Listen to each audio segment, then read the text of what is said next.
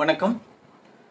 சிவகார்த்தியின் தயாரிப்புல சூரி நடிச்சிருக்க இப்ப வர 23ஆம் தேதி ரிலீஸ் ஆக இருக்கிற கொட்டுக்காளி படத்தினுடைய விமர்சனத்தை நம்ம இப்ப பார்ப்போம். அந்த விமர்சனம் பிடிச்சிருந்தா நீங்க லைக் பண்ணுங்க, கமெண்ட் பண்ணுங்க, ஷேர் பண்ணுங்க, சப்ஸ்கிரைப் பண்ணுங்க.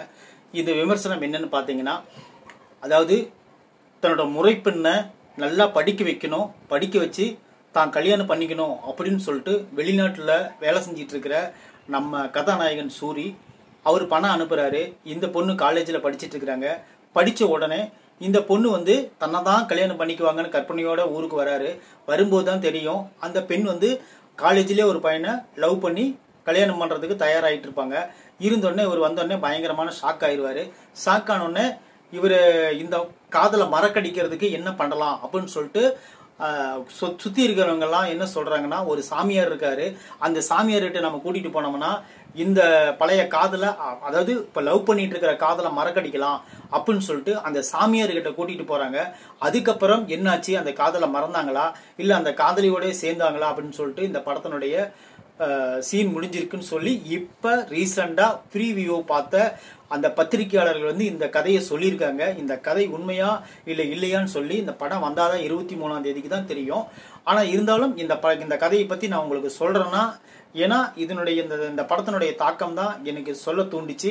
சூரிய அவர்கள் ஏற்கனவே நடிச்ச விடுதலை படமும் 2வது கருடன் படமும் நல்ல வரவேற்பை பெற்றிருந்துச்சு. இந்த படத்தினுடைய ரிவ்யூ இவங்க பத்திரிகையாளர் சொல்லியிருக்கிறது என்னன்னு கேட்டீங்கன்னா, ரொம்ப ஒஸ்டா சொல்லிக்கிறாங்க.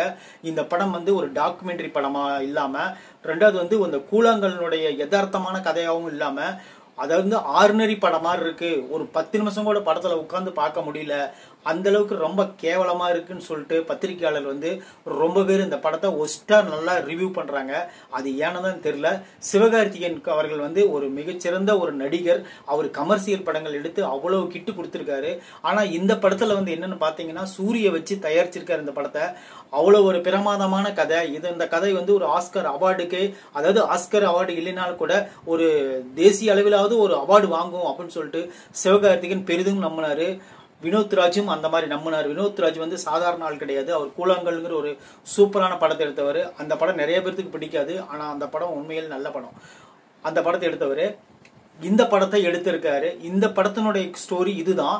ஆனா இந்த ஸ்டோரியே நல்ல விறுவிறுப்பா சொல்லாம ரொம்ப பிளாட்டா சொல்லி மக்களை கொட்டாவி விட வச்சிருக்காங்க. ரொம்ப மோசமா இருக்கு இந்த படம். 100க்கு 20 மார்க் தான் கொடுப்பேன் அப்படின்னு சொல்லிட்டு பத்திரிகையாளர் எல்லாம் சொல்லியிருக்காங்க. அது என்ன ஏதுன்னு சொல்லி தெரியல.